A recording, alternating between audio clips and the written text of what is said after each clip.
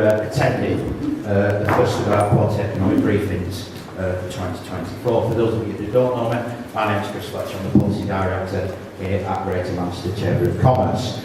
In a moment, I will hand over to our expert, Subra, who will take you through the findings of the first quarter's quarterly economic survey. That's a lot of quarters, isn't it?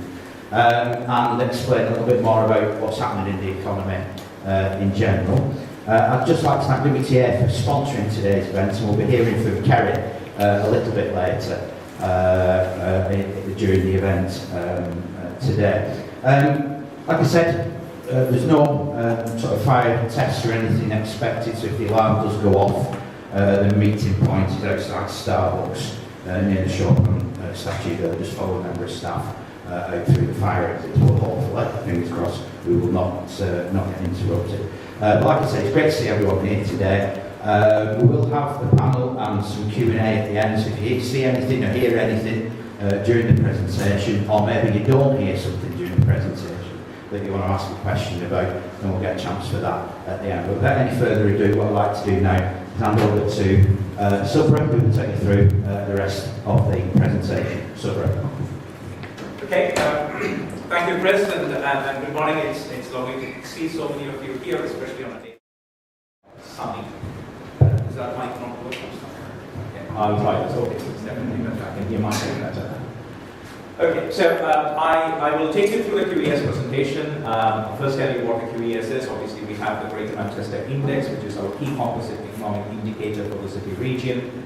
And then we'll go through some of the other national data sets as well, which are relevant to us. But firstly, again, thank you, Kerry, for sponsoring this. And thank you to those of you who filled in the survey this quarter. So as I always keep saying, please remember, this is your QES, this is not our QES, as in the chambers alone. The data is what you have given us. We have simply analyzed it, and we are presenting it back to you with some added commentary. So this is very much your QES. So if you have filled it in, thanks a lot. We will be sending the next QES out as well sometime in May. So please do remember to keep an eye out for it and then fill it in at that time. So firstly, what is the Quarterly Economic Survey? Now, the Quarterly Economic Survey for Greater Manchester is part of the UK's largest business confidence survey. It is a chamber network survey, and every quarter it gets about 6,000 responses nationally. We administer the survey here for Greater Manchester, of course, but in addition to that, Greater Manchester Chamber is also the Northwest Coordinator, which means the 8 other chambers in the Northwest. We either run it for them, or they send us their results. So we compile the Northwest results for the QES, which we then send to the British chambers in London, who will then prepare the national QES results. Now, why is it important? The QES is very important because of the impact and the reach it has. So it is used by Treasury. If you look at the reports that the Monetary Policy Committee of the Bank of England published, you will always see references to business surveys, including the Quarterly Economic Survey. And it is the primary source of economic intelligence in Greater Manchester. So we calculate the Greater Manchester Index, which is a composite economic indicator. We then take all of that to not just the Greater Manchester Combined Authority, but also the 10 other local authorities. So this is the primary source of economic intelligence in a GM. It is comprehensive, it is reliable, and we are able to actually keep ahead of national data releases. Because as you probably know, when we get the first GDP estimate, that's just the first estimate, which is often revised up or down, it's 6 weeks later. And the second estimate actually comes about 12 weeks later. But what we do with the QES is we conduct the field work in the quarter, analyze the results, and publish the results. So the results I'm presenting here today are for this quarter, the quarter that is due to end at the end of this week. Okay. So this is really current as it stands. Okay. So before I get to this quarter's results, just a quick recap of where we were in the last quarter. So in the last quarter, we had a decline in the Greater Manchester Index. The Greater Manchester Index was reasonably high. So if you look at the beginning of 2021, the end of 2022, it was at 30 points. Over the year, in 2023, it had come down, and it ended the year at 19.3.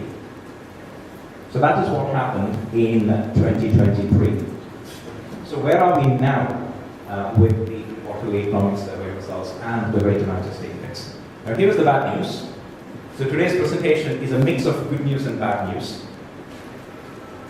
The bad news, of course, is that there has been a significant weakening in the Greater Manchester economy in this quarter. The Greater Manchester Index has come down to 3.7, which is roughly 16 points down relative to the previous quarter. That is a significant drop. And it is reflective of the uncertainty that we have. And I was looking at the free text comments for the QES results, and there are numerous mentions of uncertainty, lack of direction in terms of government policy.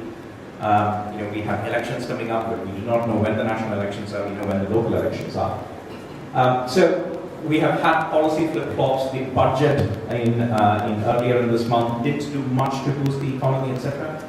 So there is a lot of uncertainty. There is a lot of skepticism about what policy might there be. So the Greater Manchester Index, I think, is reflective of all of that. And we will look into the component parts of the index in some time. But nationally, the situation isn't much different. So we had 0.1% growth across the calendar year 2023. That's next to nothing. The economy is still just about where it was in February 2020. That's just before COVID. And the good news, of course, was that in the month of January, the economy grew by 0.2%. But that was after a drop of 0.3% in November and December. Okay? So we started off from a low base, and then we had a bounce back by 0.2% in Jan. However, there are other things to bear in mind as well. So there is the GfK Consumer Confidence Index that has significantly improved in the last 12 months. In March 2023, it was minus 36. In March 2024, so the latest one, that's at minus 21. So it's still negative territory, but it is a significant improvement compared to where we were 12 months ago. So that's good news. Coming up in the PMI indices, so this is a national data set, the Purchase Managers Institute, now published by Standard & Poor. There, the interesting thing, of course, is that services is the only measure which is above 50. For the QES, the zero is very important because anything above zero indicates growth and anything below zero indicates contraction. For the PMI indices, anything above 50 indicates growth and anything below 50 indicates contraction. Services is the only sector with a value greater than 50. So it's at 53.8, but that has now come down compared to the previous month. Whereas with construction and manufacturing, there has been a slight marginal increase in the latest data release. So that's the release which was made earlier in March for the month of Feb. But both of those measures are below 50, and manufacturing particularly is well below 50. And there have been concerns around the manufacturing sector. I did express that in the last quarter. Again, we have a similar situation. And now, so manufacturing and construction are well below 50. So that's the sort of the overall UK macroeconomic background, that we do have lots of challenges. Those challenges are not limited to any one sector. Services, B2B services is doing okay, but B2C services aren't doing that well. And what was really interesting is that the recent increase in retail sales, etc., have come after a significant drop in the month of December. That is not what we usually expect to happen. Immediately after Christmas, we expect retail sales to go up. That's not what happened towards the end of 2023. So then what has contributed to that reduction in the Greater Manchester Index? So it's a 16 points drop, right? So it's significant. And if you look at these lines now, for domestic sales, similar situation with export sales, you get the sense of why there has been this big level of decline. Now, when we look at domestic sales, so these are quarterly sales that have taken place. I've split them by sector groups. So we have manufacturing and production as one group. It's all of services, so it's a pretty big group, that. And then construction on its own. And as you might remember, construction is a bit volatile. You can have significant changes from one quarter to next. But even then, from about 28 points positive to negative 13. That's a significant drop in the case of construction. Manufacturing likewise. For manufacturing, do remember, the PMI indices well below 50. And even in the QES data, for the last 5 quarters, manufacturing has always shown a declining trend.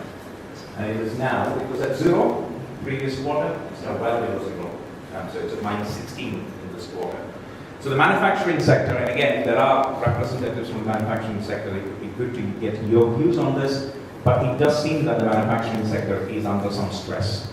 There is some indication of a turnaround, but I'll get to that later, but this is clearly indicative. And I think what is contributing to this is the international trade situation. It's the export of goods, which I think has significantly hit the manufacturing sector since COVID and Brexit. And when it comes to the advance orders for the next quarter, so order books are again looking weak. However, there seems to be a slight turnaround in the case of the manufacturing sector, but again, that's from minus 25 to minus 22. So still very strongly in negative territory. Nonetheless, we've got to take it for what it is. Construction order books again down, and then services have also reached that zero line and come down to negative territory. So this decline in services, I think, is primarily reflective of a contraction in B2C services rather than B2B. Now there might be a decline in B2B as well, but the data so far that I have access to indicates that the slowdown in B2C post-Christmas is quite marked. And I think we've got to look at the next month. Again, the weather has an influence on B2C spending. So we have had very wet, sort of 7-8 weeks. So again, that does depress consumer spending on B2C services. So these are the things which are actually probably affecting the services sector. And again, the orders data here is negative. The sales data is very close to zero in this quarter. That might turn around next quarter. We've got to wait and see that. But at the moment, it is not looking great. So that was domestic. How about international trade? An international trade situation, again, this is a bit confusing. It's a bit mixed. So on export sales, for the services sector, again, in this quarter, there has been a sharp decline. That has always been fairly stable. It has at least always been about zero in the case of the US data for the last 5 quarters. But again, we look at the latest data point, that's come down well below the zero line to somewhere near minus 8. That's for services. Manufacturing seems to be showing an increasing trend now, so for export sales. Now, it may be that in the manufacturing sector, towards the end of last year, we sort of hit the bottom line, and then things are starting to turn around. That may be indicative of what's happening, but again, when I compare the export sales situation with the advanced order books, that seems to be what is happening. But I don't tend to read too much into one quarter's data. We probably need the trend across at least 2 or 3 quarters. But the fact that there is this slight turnaround in manufacturing when it comes to international trade is actually quite important. But do remember, the balances are well below zero. And that is why I said that the situation with manufacturing is partly at least attributable to the UK's international trade performance post-Brexit and COVID. And of course, we will hear more from Susanna Perry about that later. So what about the UK's international trade position? I've been talking about that. Now, when you compare services and goods, it's actually a contrasting picture. The interesting thing here is, when it comes to UK trade on services, I do not have the split between EU trade and non-EU trade. It's just services trade. Whereas with the movement of goods, physical goods, I do have that split between EU trade and non-EU trade. But first, if we look at services, here's the interesting thing. 2020 was a low point, no doubt. That's the year of the pandemic. But since then, in every year, so the 3 years that I have the full data for, we have actually seen an increase in the export of services. That's quite important, because services makes up just over 80% of the overall UK economy. Services also makes up about 84% of the Greater Manchester economy. So services sector is extremely important. And again, I'm referring to it as a sector, but it's the group of all of the service sectors. That's extremely important for us. We can split this down further. So you will then see the contribution of how much financial services is, how much the contribution of legal services are, etc., etc. But again, it is predominantly driven by the B2B trade, the exporting services. When it comes to the export of goods, it's a completely different picture. Now, of course, 2020 was a bad year, That was bad for various reasons, and it was bad for many countries in the world. So if you leave that aside, the worrying thing is that in 2021, 22, and 23, we have not seen a significant pickup relative to pre-COVID and pre-Brexit levels. And that's what is concerning here. So international trade on goods to EU countries was about 152 billion during the year of COVID, so 2020. There was an improvement in 2022, but apart from that, it has been roughly at that 152 billion mark since 2020. I think in 1 year it went up to 159. That is a significant decline of about 18-19 billion compared to the pre-COVID levels. So that is huge. That's with EU trade. But when it comes to non-EU trade, of course the promise was, from Brexit, you're going to remove all of the barriers to international trade with non-EU countries, right? Not happened. And with non-EU trade, again, that was well about 180 billion. It used to average about 185, 186. That's now, it's slightly better than EU trade, but it always was better than EU trade. So this is the point that the government picks up and says, oh, look at the new opportunities that Brexit has given. We are able to trade with all of these countries. And EU trade exceeds non-EU trade. It's a bit disingenuous because EU trade is with a bloc of about 27 countries. Non-EU trade is with the rest of the world. It's with about 150 countries. The top trading partner for the UK countrywide is the United States. The trading partner for Greater Manchester is also the United States. But if you then look at the next 8 or 9 countries, they're different European Union countries. China doesn't figure in the top 10 or top 15. India doesn't figure in the top 10, top 15. So it is EU countries that we trade the most with. And that's the Brexit dividend that we have here. It's declining volumes of international trade on both exports. Now I've looked at the imports data as well. Our imports are higher than they were in 2020, but again, they are slightly lower than what they were. So again, that reflects demand in the UK. So we are importing less because there is less demand now. Okay, so moving on from international trade, just looking at the overall sectoral picture. 2 data sets here. The first is the sectoral indices and then retail sales. This one, sectoral indices, is only available until January, but the retail sales data is available for Feb. So there is again a slight lag. But these sectoral indices are based on the first estimate of the GDP number for the month. So again, that is highly likely to be revised either upwards or downwards. So when we look at the latest data, relative to December and probably the end of last year, so if you look at the green line, which is manufacturing here, manufacturing had gone down significantly towards the end of last year. We've seen that in the QDS data. So for several months, the second half of 2023, we had that decline. There is a slight pickup now. But between the last 2 data points, December 2023 and Jan 2024, there was stability.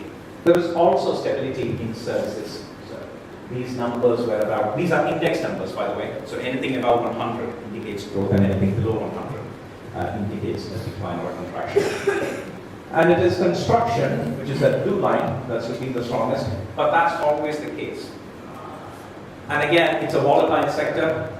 It's about 7-8% of the economy. It is important.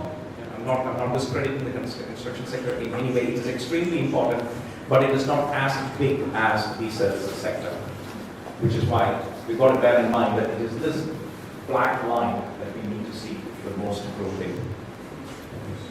But the interesting thing, of course, is that all of those sectoral indices are now above that 100 mark. So there is some growth. It's relative to, say, the late 2022, early 2023. Things have picked up, but the manufacturing sector does remain under some stress, as you can see this continuous decline in the second half of last year. Now, the other interesting thing is with retail sales. So with retail sales, and you might have seen the press release and the commentary just last week, because this data set only came out on the 22nd, Friday. And of course, there was lots of excitement about the fact that retail sales had exceeded expectations. there was going to be a slight decrease, or perhaps it was going to stay the same, but in reality, it actually went up. Well, it went up by 0.3%. And that was after a revision for the previous month as well. Okay. It's certainly better than what it would have been. It is certainly better than sort of 0% growth or a decline. But there is something else here, which is about a slight increase in consumption as prices are probably starting to stabilize and perhaps even come down. Right? So with the retail sales data, this is the value line. So this is what we pay. And this is what we consume. So this is the volume line. The volume line, if you look at that, it went below 100. So it's actually contracted compared to previous data points. And it continues to stay below 100. But the excitement was all about this slight increase from 97.8 to 97.9. So it's just negligible growth. It is well within the error margin, in fact. So next month, when we get the revision, we might even see a slight change to this. But if this is true, that prices are starting to stabilize, then that is good news. But the prices did significantly go up towards the end of last year. So one of the things that happened, you may have noticed this, Black Friday sales was not limited to 2 or 3 days, as they occasionally tend to be. The whole of November, in many retail stores, was Black Friday sales, right? And actually, there was not much of a price reduction either. So prices might, in fact, have even gone up. So consumption did go up in November, but so did prices. So the value of the consumption was also quite higher. But if this is indicative, you also look at that in conjunction with the other data on inflation. It may be that if prices are starting to stabilize, then we might see the volumes go up ever so slightly. But also discretionary spend. That was the other interesting thing about the latest retail sales data. Discretionary spend on fashion and clothing, etc., have gone up slightly. Again, that was the main area of growth in the latest data set. So that is good news. Okay, so now let's look at the labor market. Now, demand has gone down, domestic demand has gone down, international demand has gone down, and so you wouldn't expect a huge amount of recruitment activity. And that's exactly what has happened. So across all 3 sectors, there is either stability, as is the case in the manufacturing, or decline, as is the case in services and construction. So fewer businesses have in this quarter attempted to recruit staff relative to the previous quarters. But the fact that 60% of manufacturing businesses are trying to recruit, the fact that nearly a third of service businesses are trying to recruit, and the construction is again about 60%, that is still quite strong. Right? And so there is also the other underlying factor, which is about the labor shortages, the skill shortages, etc. in the UK. That has been a constant story for a long, long time, for many decades. And of course, there are initiatives that we are doing, local skills improvement plans. We're still obviously speaking to lots and lots of businesses. Oh, by the way, just a shout out, if any of you are interested in speaking about labor shortages, etc., please speak to my colleague Joe, sitting there in the back row. That's true. But the fact that we continue to have recruitment challenges, even when there is uncertainty and stagnation in the economy, is actually reflective of how much work we need to do on addressing recruitment difficulties and skills challenges, which is why initiatives such as the local skills improvement plans are extremely important. So recruitment activity, I think, will probably remain overall stable. There will be some volatility from one quarter to the other, but we are not seeing a massive drop-off in recruitment. Now, service businesses, yes, but I'm not really surprised by that. There does tend to be seasonal recruitment in service sector towards the festive season, and again, you might see a drop-off. I do expect an upturn in the next quarter. I have other data sets which will probably give us some more indication. Okay, so looking at employment rates, again, this is another interesting thing. So we have had lots of economic inactivity in the UK, and I think in previous sessions I've actually mentioned The reasons for economic activity in Greater Manchester and the Northwest are slightly different from the reasons for economic activity elsewhere in the country. The Great Resignation is less of an issue here. It's more to help long-term sick, people wanting to take care of long-term sick, etc. But all of that does influence the employment rate. So when we look at the Greater Manchester employment rate and compare it with the other regions, we still have some catching up to do. So our employment rate remains at about 73.3%. The overall Northwest rate is 73.4%. The Southeast, by far, has got the highest employment rate of about 78%. Despite the Great Resignation, mind you. So, and you look at all of the other regions, so York's 74, East Mids 74, just about there, West Mids 74, East of England is 76. So we still have a lot of catching up to do in the Northwest. And the Northeast is the only region,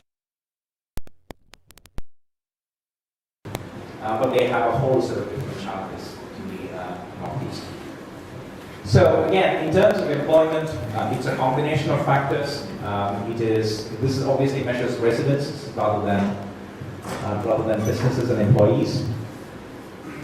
But there is a lot of work to do on addressing the skills deficits that we have in addressing the health challenges that people might have to reduce the level of the proportion of those who are economically inactive, etc. So where is the recruitment taking place? So amongst those who have attempted to recruit, so this is not for one sector, this is for all of the sectors.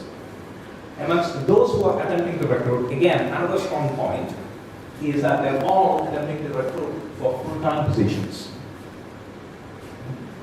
So there is stability, and this is slightly unlike the situation in 2012-2013. So in 2012-2013, we heard of sort of jobless growth, if you remember, after the 2008-2009 recession. There was actually lots of recruitment for part-time positions and so on. That did change towards 2014-2015, but now it's very strongly full-time roles. So nearly 85% of those who are attempting to recruit are attempting to recruit for full-time positions. And there was recruitment as well in part-time roles. Again, that's a festive season thing probably. But when we look at recruitment difficulties, here is another indication for why we need to do a lot of catching up on skills. Now, before 21-22, by far, the types of roles that were difficult to recruit in Greater Manchester tended to be those in professional and managerial positions. Okay. Sometime in 2001, early 2002, that changed, and it was skilled and technical roles. Okay. So the shift changed dramatically. So the recruitment for professional and managerial roles, or rather the recruitment difficulties associated with recruiting for professional and managerial roles actually went down slightly, but the recruitment for those positions which require specific skills, technical skills, etc., actually went up, and that has been the case since then. And it is now about 40% of those businesses who are attempting to recruit and face recruitment difficulties are saying it's the skill and the technical positions that they are actually facing difficulties with. And professional managerial positions are not far away, it's still about a third or so. But again, that gives indication of how much work we need to do on skills. So where is this recruitment taking place? Which sectors are actually recruiting? This data comes from Adzuna. Adzuna is the organization that provides labor market intelligence to the Office for National Statistics. So when you hear in the news coverage about X 100,000, X million vacancies, that's actually coming from Adzuna. We have access to that database. This is Greater Manchester rather than the UK. So in the last 6 months, so this data covers period starting September, October. In the last 6 months, a total of 255,000 jobs were advertised in GM. That's a pretty sizable number. However, it was about 22% lower than the previous 6 months as well. Okay. So these are vacancies, these are job advertisements, rather than actual positions filled.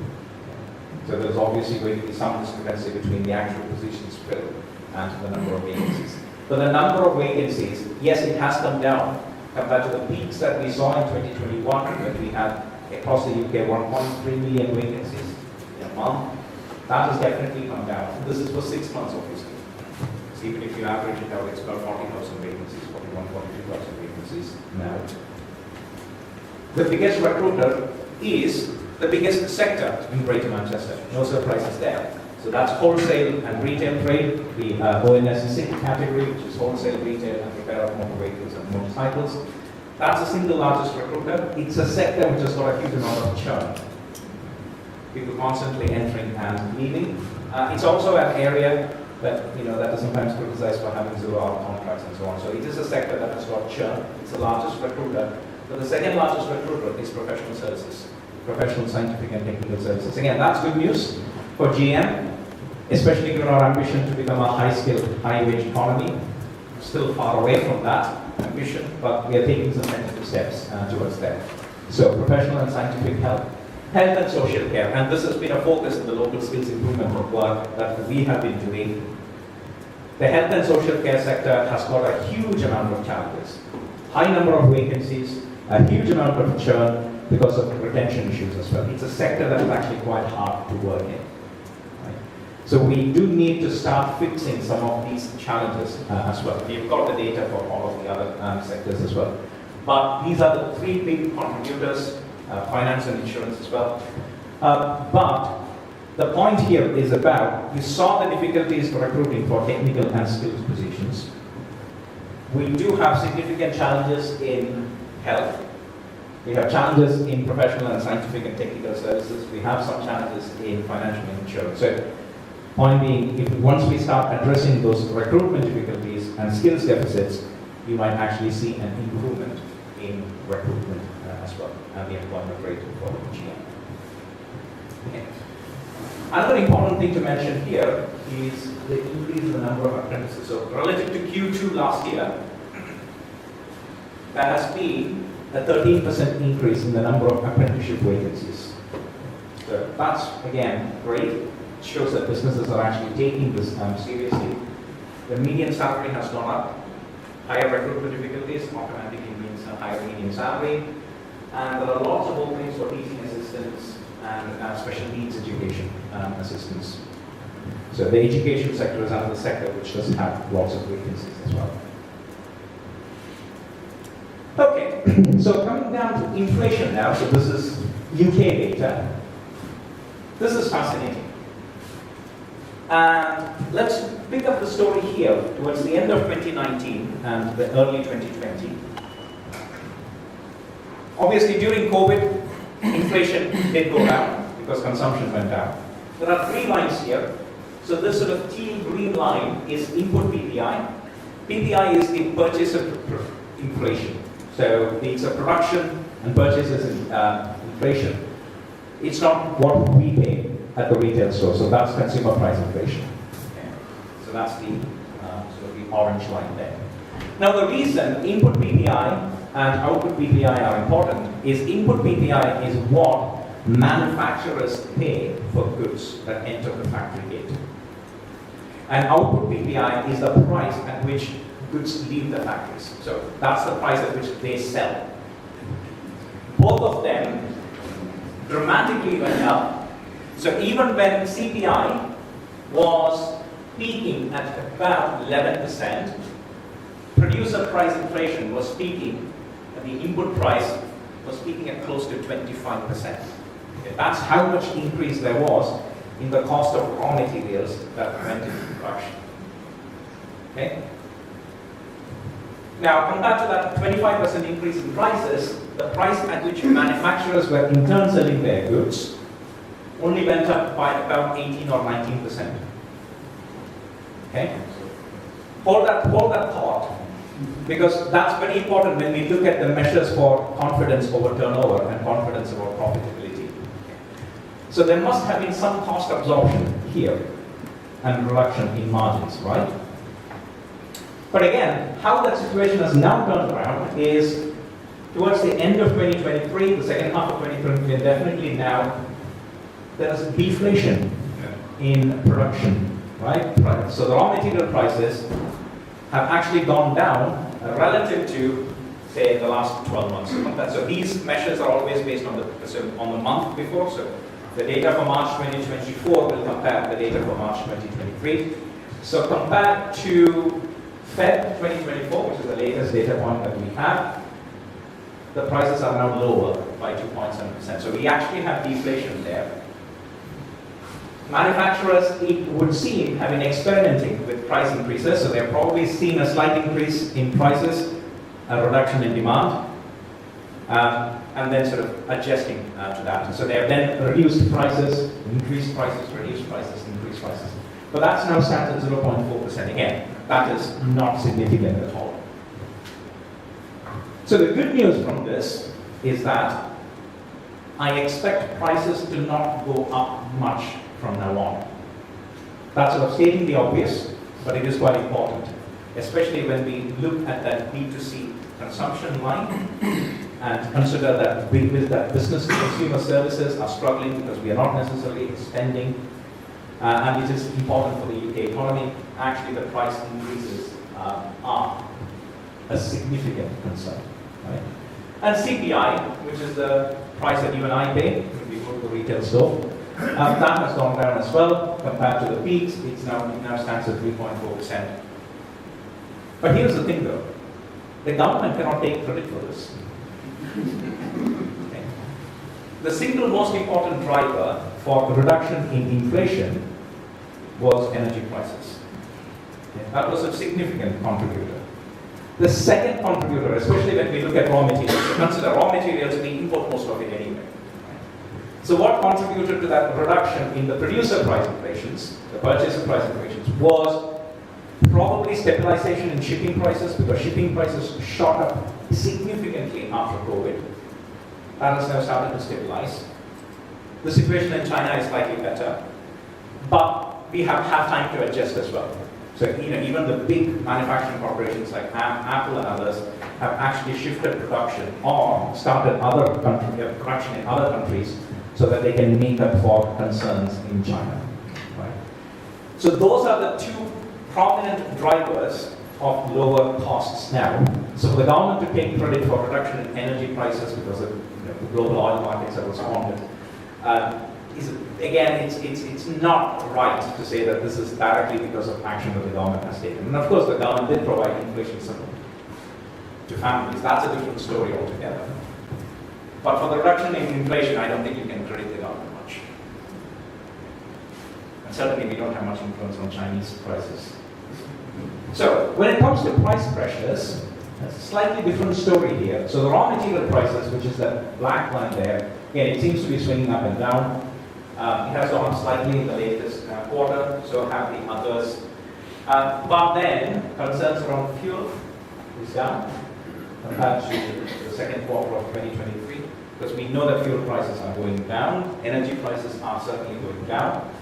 But then there's one point of concern even now, which is around pay settlements.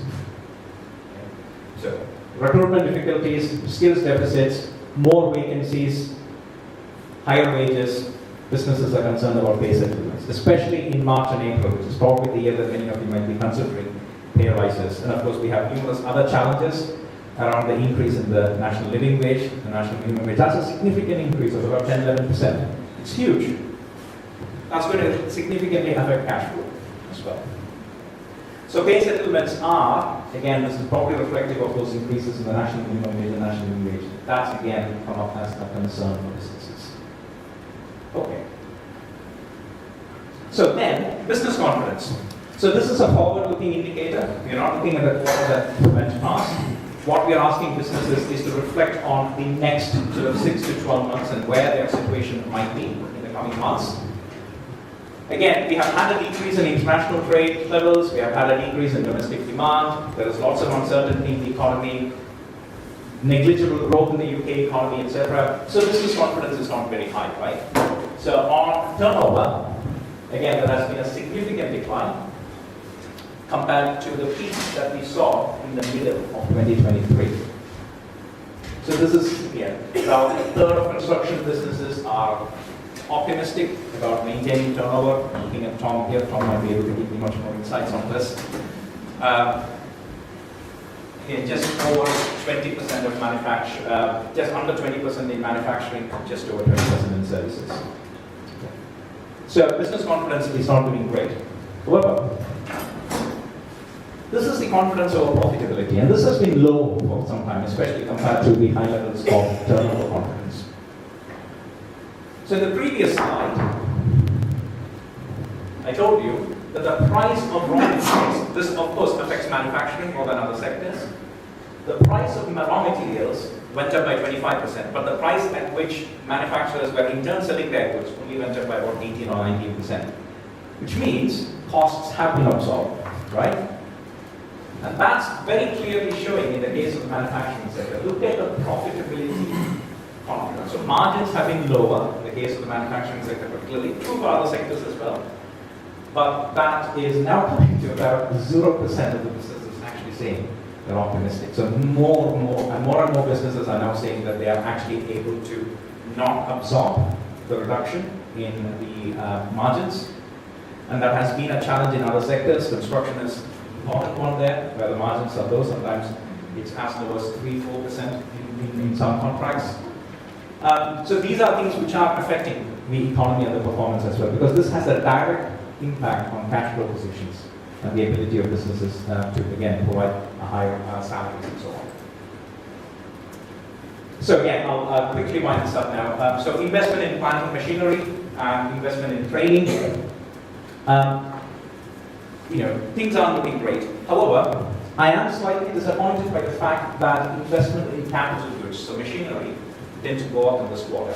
If you look at the line for the first quarter of 2023, things were either stable, so it was actually high, and then it went down in 2023 Q2. So actually the 2023 Q1 levels were pretty good.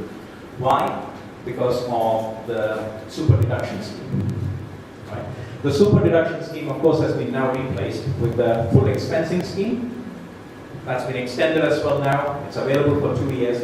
But despite those schemes which are now available to expense all capital investments, eligible capital investments, we haven't seen a significant increase across the board. It's only the manufacturing sector which has shown a slight improvement in business investment on capital goods. I would have expected a much higher increase in this quarter. That's not necessarily happened.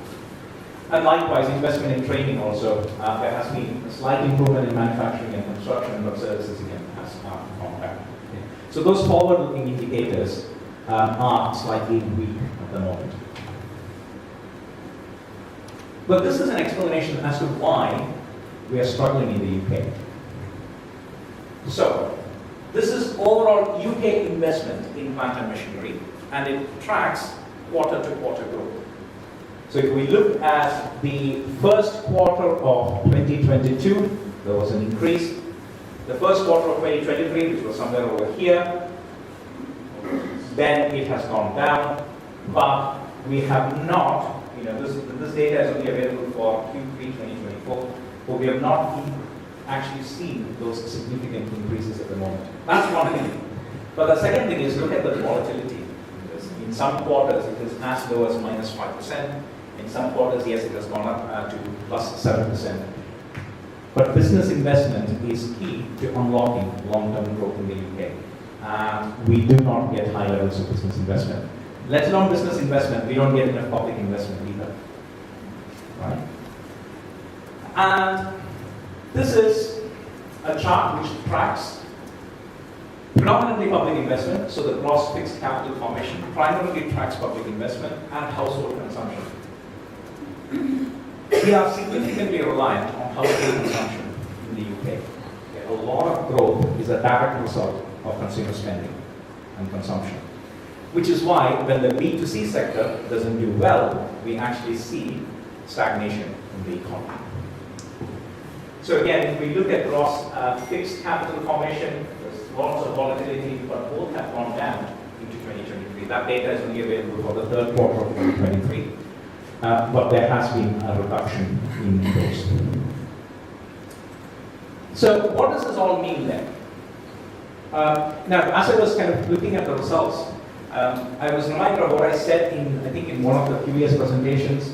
There is this oxymoron from Shakespeare, misshapen carriers of receiving forms, and that to an extent is what we have now. And I think we need to figure out in the UK as to where we want to go, because the investment decisions that we make, whether it is public investment on important infrastructure projects such as HS2, or whether it is then the certain business investment, there is a certain degree of lack of direction now. Uncertainty, yes, is also because of the elections, but we have had that situation for a long, long time. So we can't just blame the elections for the current uncertainty. And of course, we are still facing the impacts of COVID and Brexit. So, in short, there are many economic challenges. There is low level of demand now. There are some cash flow pressures, and of course, lower levels of business confidence in this quarter. Now, the budget, of course, was meant to turn that around. The Chancellor's promise was, well, we are going to cut inflation and then we are going to get economic growth. That hasn't happened yet. When we do see slight increase in percentages of quarterly growth or monthly growth, it's because the previous quarter of the month has had a decline. So the latest budget did cut personal taxes, but it did not cut business taxes. And when we have a significant increase in national living wage, national minimum wage, and probably that's going to put more wage pressure on employers. Actually, a reduction in employer NI might have been also useful at the same time. If the government was actually looking at the opinion polls and saying that this cut in personal taxation is going to radically transform that, the 2% cut that happened in autumn didn't do that. The 2% cut now hasn't done that either. So yes, personal taxation, lower personal taxation is good because it can boost consumer spending. But then the thing is, of course, when your NI bill goes down, your overall taxable income might go up. And so you might end up paying slightly higher taxes as well. So I think the benefit is realized only if one earns below 32,000 or so. I have to recheck those figures. But if you look at the median salary, it's 32,300. So unless you earn below the median income for Greater Manchester, you're not probably going to see the benefit. Okay. But the good news then is that inflation has started to ease. Energy bills are going to come down again in the month of April. And once we see those decreases and further decrease in inflation, and that increase in slight, small levels of disposable income, especially for those who do not earn very high amounts, the fact that the consumer confidence index has gone up is good news. So we might actually see a pickup in the coming quarter. But I also feel that the economy is not going to grow significantly. It's probably going to just hold on, low levels of growth. Because the overall forecast for 2024 ranges from 0.5% to 0.8%. Again, that's not significant. We will only be slightly above February 2020 levels, even with that level of growth. Right? So we need significant business investment. But to trigger business investment, I think we need public investment first. Business investment will follow, and that's when we will start to have economic growth here. So on that note, I'm going to hand over back to Chris.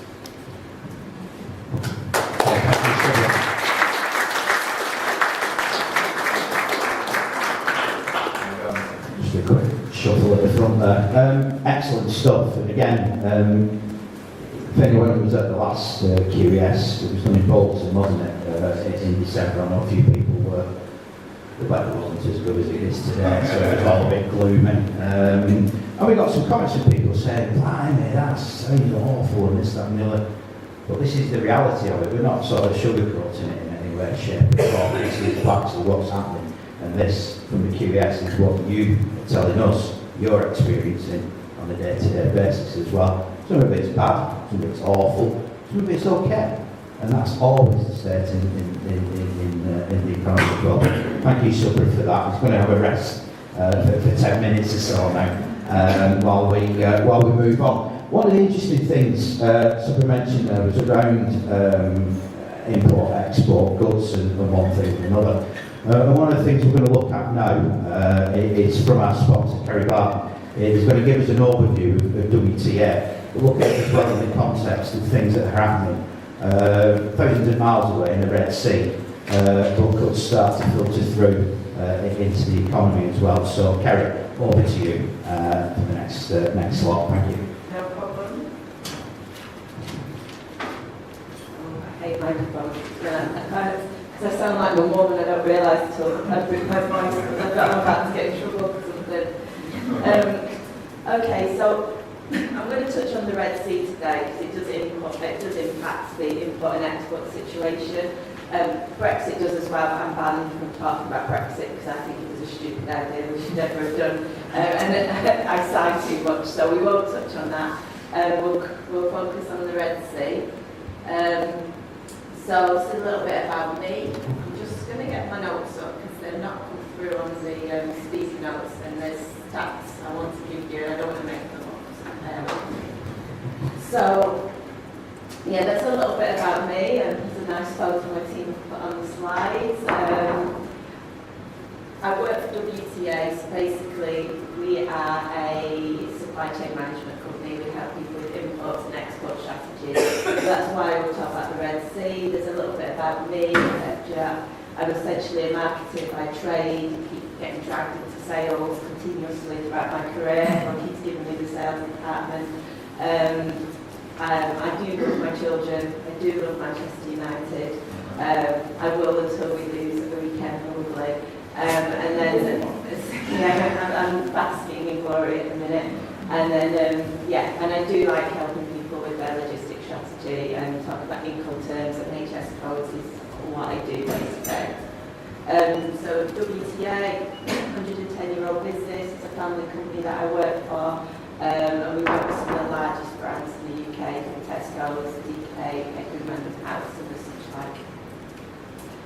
So I'll give a brief recap here on where we are with the Red Sea for anyone who's not aware. Just take my specs off so I get all the stats back on you guys. Yeah, okay. So all major shipping lines continue to avoid the Red Sea at the minute. It's roughly a 3,000 mile diversion, so it's adding 10 to 15 days to most transits from China to Northern Europe. So the impact is significant. We've had over 65 attacks on commercial ships in the region from Houthi rebels, and it's very sadly there's been 3 lives lost. So it's a very dangerous situation. The diversion is causing a massive increase in rates at the minute. They've stabilised, but they're still much higher than they were. So for a year or so, I've been saying rates are boring, stop talking about them, they're at the bottom. They're not anymore. And the shipping lines are doing everything they can to keep them high as well at the minute. So 20% of all trade flows through the region, so that's why it's having a massive impact. And then there was a bit of a panic. It was a bit of a surprise. So when it happened, no one was expecting it, which made the rates shoot up even higher. It was kind of a hangover from the COVID period, so it was a little bit self-fulfilling. But we were like, oh no, it's another COVID, and that made the rates go up. They've not hit anywhere near the COVID levels though. And because of the longer transit time, there's a lot more floating inventory at the minute. So a lot of people's stock are on the sea, so people are ordering more. So that's also having a big impact on costs. So the British Chamber of Commerce survey suggested over a third of businesses have been impacted. I think it's bigger than that, but that's a direct impact. But the impact of fuel at the minute is having an impact on anybody that's doing imports or exports, not just what people importing from China.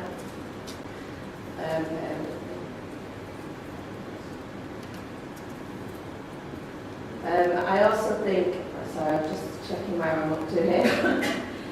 Global air cargo demand jumped nearly 20% in January year on year. Rates have increased, but not to the same level in air freight because there's excess capacity there. Passenger numbers this year are meant to be back to pre-COVID levels, so that's created a lot of capacity in the air freight market. But there's also the super election year at the minute that's causing a lot of economic uncertainty and is affecting rates a little bit. The impact, I think over half the world's population are going to election this year, so it's not just the UK. Some of it could be positive. There is a great white paper actually on our website on this that looks at every single election this year, how it could fall and the impact on trade, and it's quite significant. again, I shouldn't really be allowed to speak. I can't see much positives from Trump coming in power, but if we have to find one, I would suggest that he is more open to a free trade agreement with the UK than Biden, if we really, really try and look for one. But at the minute we are struggling to get any free trade agreements. No. And then we move on to some solutions. There's not great solutions, to be honest. There's not a magic wand on this. I'd say just keep informed. There's a lot going on. Do a little bit of a plug, but if you go to the WTA website, not the Tennis Association hours, I'm not sure if they do have a Red Sea news update, but my team updates it regularly. Every day you get we update you on what's going on in the Red Sea, so it's a really easy way to keep informed on what's going on and the rates, the impact on rates. Improve your visibility, visibility platforms can really help you here with the data and the tracking, and also making better decisions on how much stock you need to have how much stock you need to be having on sea when you peak demand. And then we can touch on supplier diversification. It's really complex. Again, there is research papers we've done on this, but people are looking at China plus one. It's very complicated, very hard to get out of China because no other country offers quite that mix that China do. So when you look at the regulatory environment, the cost, the quality of what they produce, no one can really compete. So it never quite makes financial sense to move out of China. People that do, even if you go to Malaysia, India, you often find that you're still working with China. They just set up a shop there.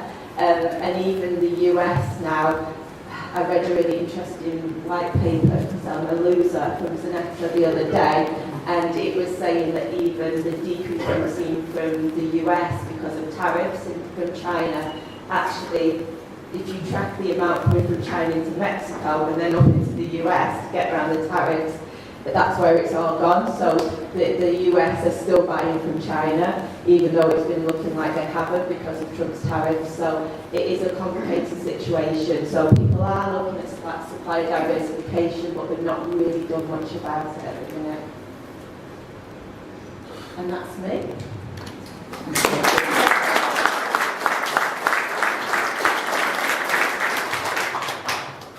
Thanks, Kerry.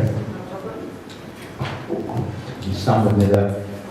Really interested, and again, listening to presentations like that just does actually make me realise the sheer complexity of when you go into a shop and buy something. The actual understanding of where all that comes from. Where, not just, are we having a light show? Pay the bill, have we? So anyway, sorry about that. Put me off. There's a semaphore at the front.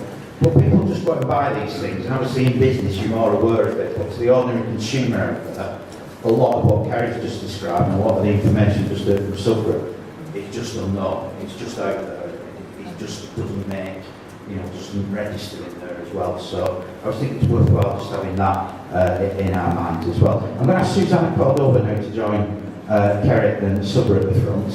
It's okay, she didn't know about it, I'm not just understanding by mistake. Susanna is our head of trade here at the Chamber, and her and her team are experts in the field, they really are. If anybody's had dealings with either Susanna or a member of the team, you'll know the fantastic work that they do. What's things looking like at the present moment in time, Susanna? Because we've got a bit of a taste from it from Kerry, we've heard some of the stats from Subra, but international trade at the present moment in time, what are some of the big trends and the big issues that you and your team are dealing with at present, or is it good? I think we're seeing, obviously, there is a mix of, we can't deny the global economy is having some challenges and is impacting our traders here. Not to mention that new regulations in place are making it harder, especially for exporters of goods. And adapting to that is just adding to the pile. But we also have to recognize that businesses here are very resilient, super resilient, and that there are many opportunities out there. And I think at the moment we're saying, exporters of services, exporters of goods. In Greater Manchester, about 56% of our exports are purely down to services, but let's not forget 44% are still goods. And the region is well known for the expertise that we have. And I think from the dealings that we have in the trade team, what we're seeing is, again, a lot of interest from companies from other countries in the world looking at Greater Manchester. What is it that we're doing on medtech, on cybersecurity, on all these? And people are actually really keen to establish an operation in the north of England. And when they look in the north of England, they inevitably look at Greater Manchester. So I think it's just about just shouting more about what we do and what we're good at. And in terms of, the same goes for exports and imports and the supply chain. We just had an amazing event last week with Indonesia. We're having one with Spain, with the Netherlands. So it just shows that people really want to do business with us. But we also need to kind of tap into those opportunities. And there is still a hell of a lot of unrealized export potential out there. I think it's about 246 billion worth of US dollars that the British companies are not tapping into. So it is looking at, but I know it's a slow process. And we have to ride these challenges as of today. Thanks, Susanna. And I guess obviously on the back of B word, Brexit and one thing or another, you get to the point where you feel like you're climbing to the top of it, and then something else happens, like the Red Sea and things like that, and all of a sudden you go back a little bit, then you've got to start again. Kerry, just one thing, Susanna, you may be able to answer this one, but one thing that struck me is obviously you mentioned some of the figures that you're talking about, extra 2 weeks at sea and increased fuel costs and all the rest of it there. Could you see if this situation continues? I mean, it could be going on for another 12 months, 18 months or whatever. Obviously, there's a big dependency there on the Chinese economy and the manufacturing there to do that. Is there anywhere that you could see that some British manufacturers turn around and go, actually, we need to look for a different source of the products and actually turn to European companies instead because the costs are just getting so high? Obviously, that's a very simplistic way of looking at it, but are you getting any sense of that or any feelings, or is it just stick with what we know for now?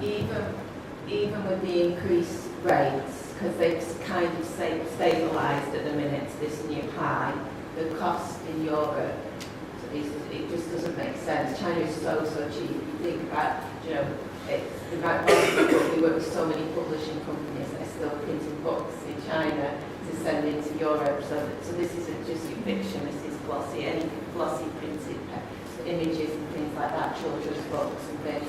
They're still printed in China or places in Asia now because it's just too expensive even with the additional rates. So no, I don't think so. It's just the cost model in China. It's too attractive. I was just going to add this from anecdotal experience, talking to some traders. Well, yes, China is obviously most cost effective, but we're seeing some of the traders moving some of their supply chains to some Eastern European countries, some moving it from China to places like Indonesia or Vietnam, and closer to us, which would be Turkey. So we're seeing a lot more companies looking how to diversify their supply chain, but obviously for certain goods it's not as easy as to say, I jump to another market to get those goods. Okay, thanks for that. Anybody got any questions for everyone? We've got time for a couple of questions. The microphone. Thank you, Chris. Stuart Grant. I always enjoy this session every year because it's such a sort of luxury to listen to the sort of broad portfolio of what's been happening, and this year I don't think I can remember it ever being so complex in terms of the peaks and the troughs that we've seen, all the issues, the complexities, but also the resilience of GM that always shines through. So fascinating presentations, and thank you. But I think probably like a few people, I'm still reeling from that GMI stat of, what was it, 19.3 down to 3.7. So can I put you on the spot, Subra, for a moment, which is, And I know you're about data, and I know analytics and all of that, and I find that fascinating myself, but if you were stood here in 3 months' time, what will be the figure?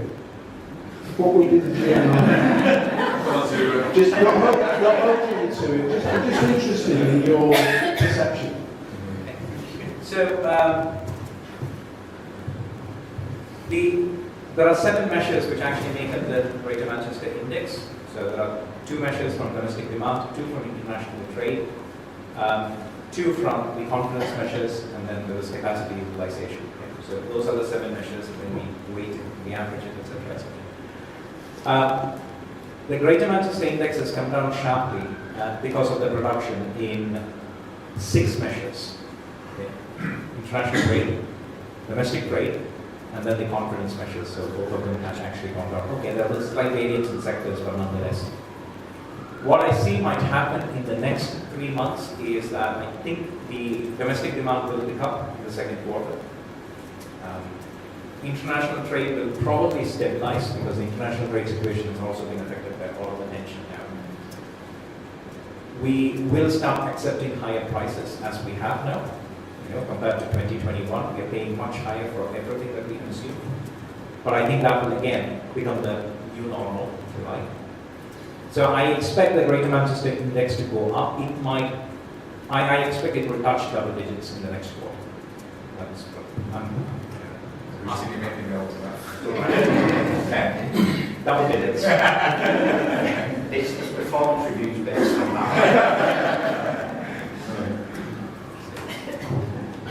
Yeah, I think, and again, I was quite surprised when we saw what Subrahmaniam was as well, walking around John, if you were all there, 6.7. But again, I think the explanation, just given the figures, that composite of 7. If you've got 7 factors and 6 are going down, it's going to go down, isn't it?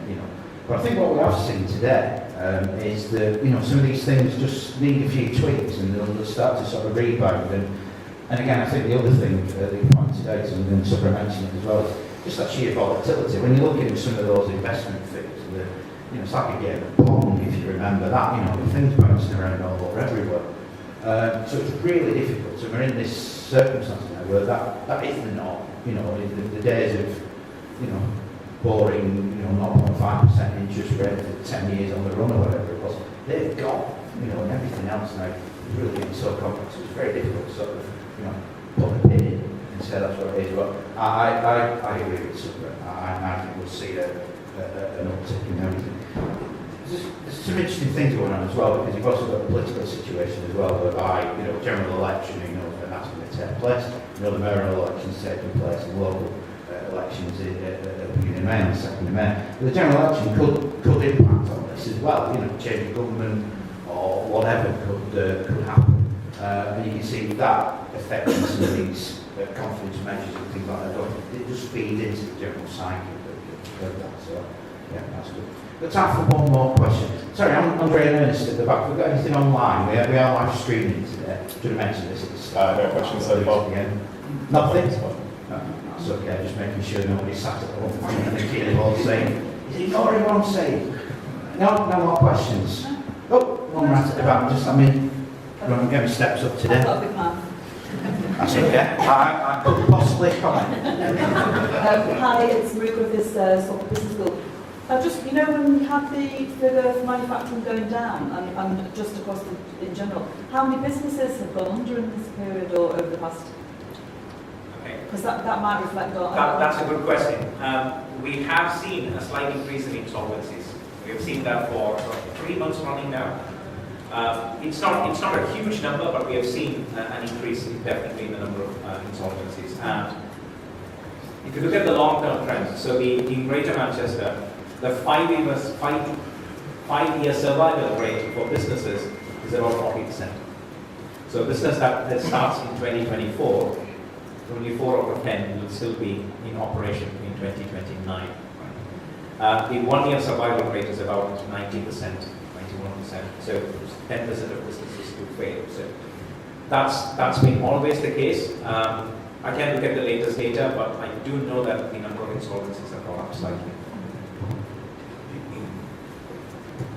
Thank It's one of the measures that we have a monthly call with other organisations in GM, and one of them sort of takes the very big data and looking at threat of insolvency, and that's beginning to sort of bubble up a little bit more. That's the threat of insolvency, not actual insolvency. But again, you can see that on some of the stuff we've got here today, referencing the question as well. So, right, okay. Just draw a close to that. Thank you very much to Subra. Thanks once again to Kerry and to Susanna for our panel. Got a couple of other bits to finish off with, and just show our appreciation.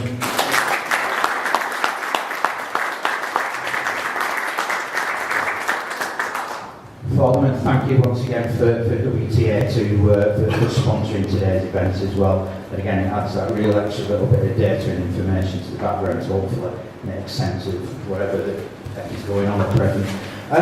One thing we've got to do, we don't normally do this at these events, is Chris O'Connor from BH Partnerships. No, he's not. He's going to be, but it's a pity actually because we've got an Amazon gift card here for him. He was one of three that we pulled out of the hat who completed the QS survey, and there's an Aston Amazon gift card there. We'll make sure he does get it. So I'm going to leave it there, but unfortunately he's not here today. But like I said, you know, it should just be incentive enough to fill out the QS survey when you get it. But obviously we do like to thank people as we go through, and we do a draw every quarter for people who complete it, and their names go in the hat, and you can win an Amazon gift card, and then you can wait for your goods coming on the ship 2 weeks before you get it.